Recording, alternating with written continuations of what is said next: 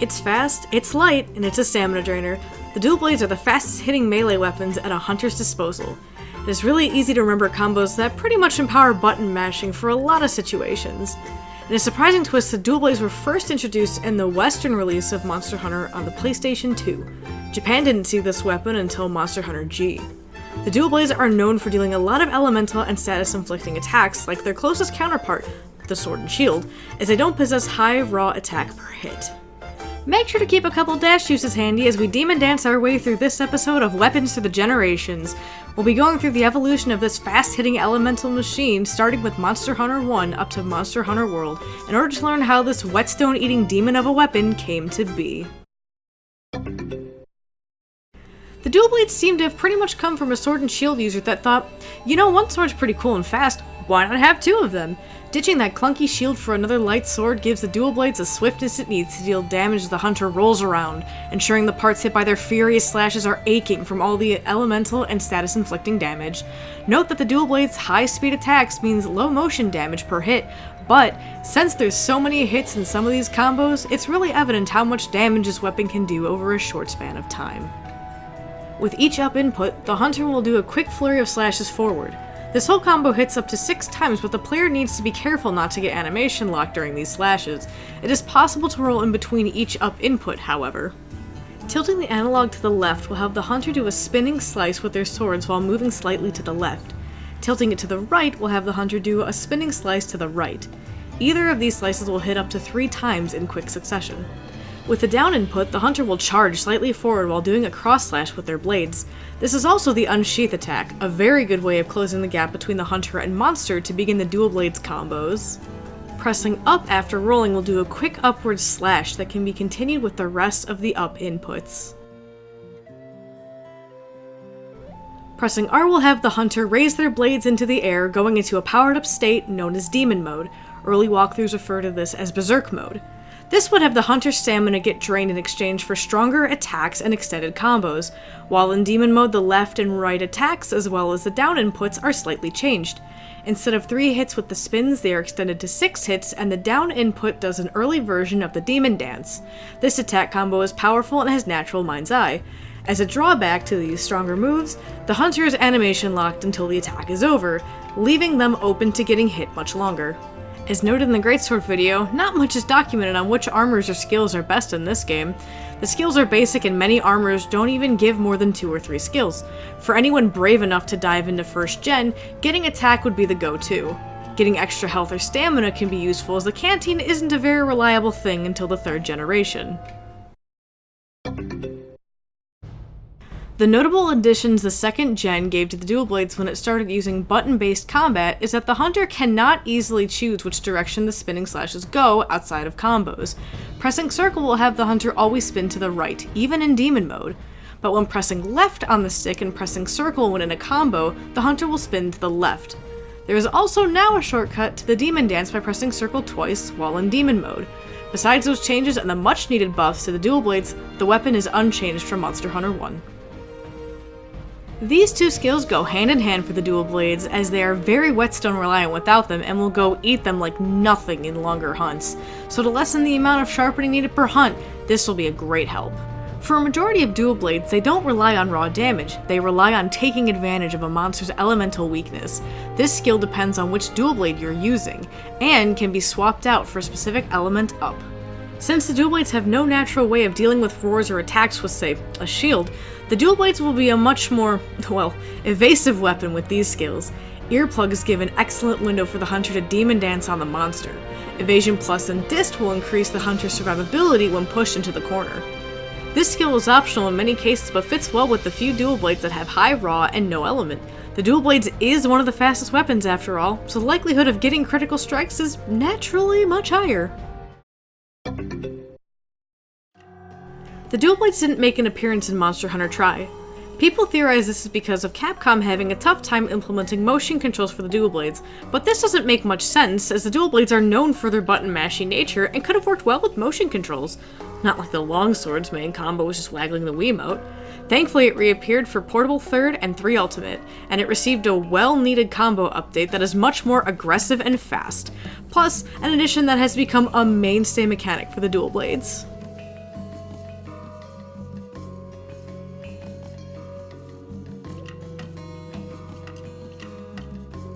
similar to the longsword's spirit gauge. The demon gauge fills up when the player attacks while in demon mode. Filling up this gauge will have the hunter enter Arc Demon mode. While in Arc Demon mode, the hunter gets a dash instead of a roll. This can be done in regular demon mode, but the stamina loss will make a bad situation worse. This dash gives the dual blades a very handy form of evasion, as well as an easy way to reposition and start its combos. The other added bonus includes a mixture of combos from demon mode into regular combos. While Arc Demon mode is active, the gauge will deplete over time and during attacking and dashing. A dual blade's goal during hunts would be to upkeep this gauge in order to stay in Arc Demon mode for a majority of the hunt. Underwater, the dual blades aren't impacted heavily.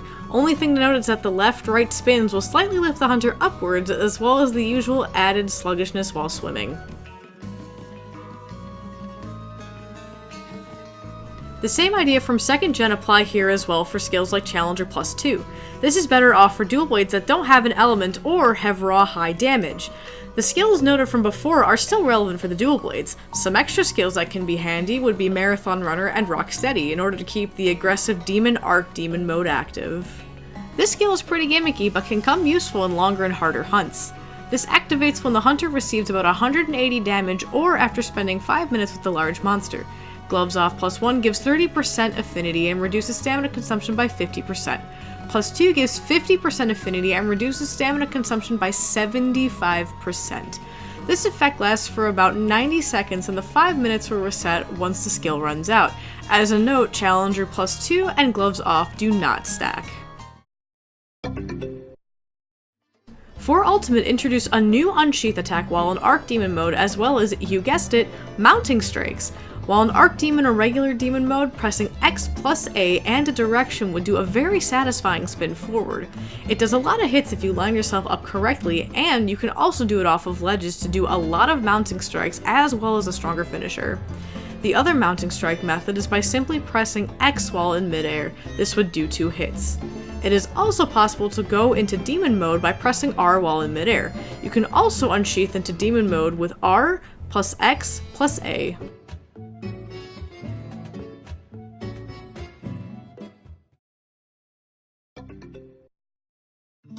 Striker style takes away the demon gauge, so it's effectively back to how it was in 2nd gen, but with the 3rd gen moveset. Not having Arc Demon mode forces the player to use demon mode more often, but thankfully in Striker, the evade window for the end of Demon Dance is shorter than in Guild style. Aerial style removes the Demon Dance from combos, replacing the X plus A combo while in demon mode to be the forward demon spin. Jumping without Arc or demon mode, the hunter will simply do the regular 2 mounting slashes. While in Arc and demon mode, the slashes get empowered and does an upward and downward flurry of slashes. Adept style removes the spin slashes after dashing off a ledge. Except for that, everything else is pretty much unchanged. With a successful Adept dodge, the hunter will be able to do their combos afterwards. While in Arc or Demon mode, this Adept dodge turns into a counterattack, and upon landing the hunter gets the option of doing 2 dashes. This counterattack will fill up the Demon gauge if the hunter is in Demon mode.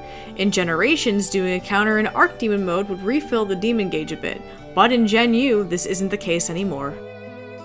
Alchemy style removes the Demon spin in Arc and Demon mode. It also changes the Arc Demon's main combo to end with a mini Demon's Dance. Alchemy style benefits from having the Demon gauge lower a bit slower and the Alchemy barrel.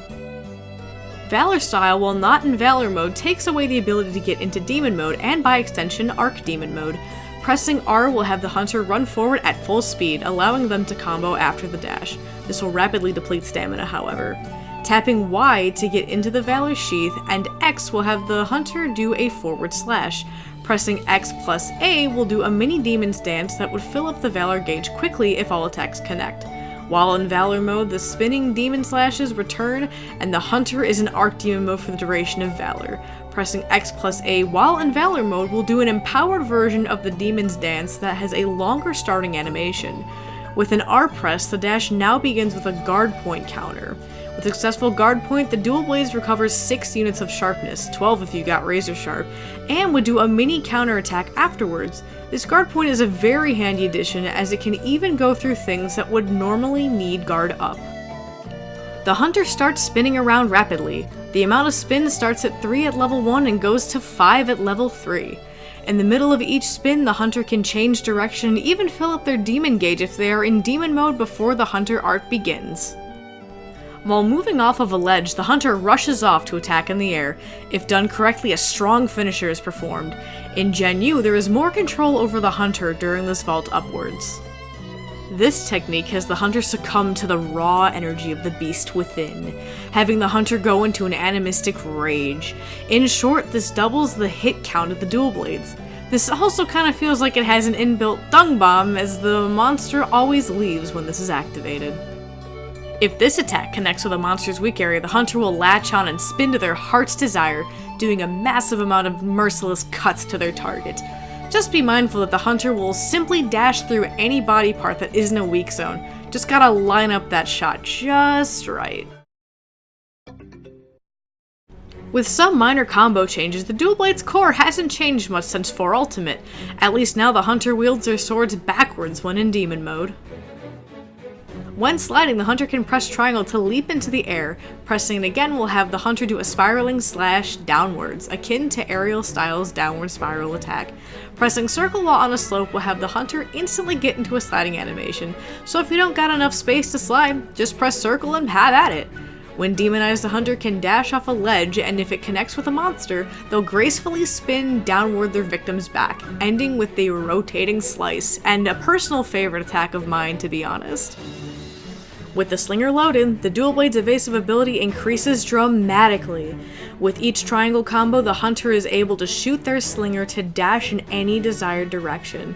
Latching onto a monster that isn't enraged and pressing triangle will have the hunter spin downwards back onto the ground, dropping slinger ammo. While in demon mode, however, they added the clutch claw to the double circle combo. Pressing R2 here would have the hunter latch onto the monster and do a powerful ending attack. Be sure to bring plenty of dash juices and a lot of whetstones if you're planning to use the dual blades. Stamina and sharpness are first priorities when attacking, since demon mode gives a decent buff to all attacks. But since it uses stamina and dashing rolling is the only evasive maneuver that the dual blades possess, it's sometimes better to give up those extra couple hits instead of getting carded. Speaking of that, because of how close you got to the monster to deal damage, ensure you're paying attention to the monster's movements. You don't want to get hip checked because you decided that this was the best time to demon dance. Getting animation locked is really easy to do with the dual blades, and the only way to avoid it is to let up on the button mashing once in a while. Until next episode! Hey everybody, Solaria75 here, or as most people refer to me as Solaria or Soul, and I want to give a huge thank you to Josie for allowing me the honor and pleasure of being the voice actress for the Weapons for the Generations Dual Blades video. The dual blades hold a very special place in my heart because it was the first weapon that I ever used in my first Monster Hunter game, which was Monster Hunter World. And I exclusively used the dual blades, much to some of their dismay, because I didn't know how to play and I kept hit stunning them, but they were very patient with me for the most part, and they really helped me learn how to be a better hunter, so I can't thank them enough for that. If you want to check out more of Josie's content, more Weapons Through the Generations videos, hit that subscribe button. You can catch all of those, and much more amazing content from him. He's a wonderful content creator. And if you want to check out my content, you can see me over at twitch.tv/Solaria75, where I stream Monster Hunter games, Pokemon games, Zelda games, PC games, and a lot more. But thanks so much for watching this episode of Weapons Through Generations, and hopefully I'll be seeing you sooner rather than later. Bye now! Tilting the analog to the left will have the hunter do a spinning slice with their swords while moving slightly to the left. Tilting it to the right will have the hunter do a slicing slice. Slicing slice? As noted in the Greatsword video, not much is documented on which armors or skills are best in this game. The skills are basic, and many armors don't even give more than one. No, that's a 2. That's a 2. Similar to the longsword spirit gauge, the demon gauge fills up when the player attacks while in demon mode. Filling up this gauge will have the hunter enter Arc Demon mode. Ooh, edgy! I'm sorry, I had to. Striker style takes away the demon gauge, so it's effectively back to how it was in 2nd gen, but with the 3rd gen moveset. Not having Arc Demon mode forces the player to use demon mode more often, but thankfully in Striker, the evade window for then end of demon dance While moving off of a ledge, the hunter rushes off to attack in the air. If done correctly, a strong Fisher? Stamina and sharpness are first priorities when attacking, since demon mode gives a decent buff to all attacks.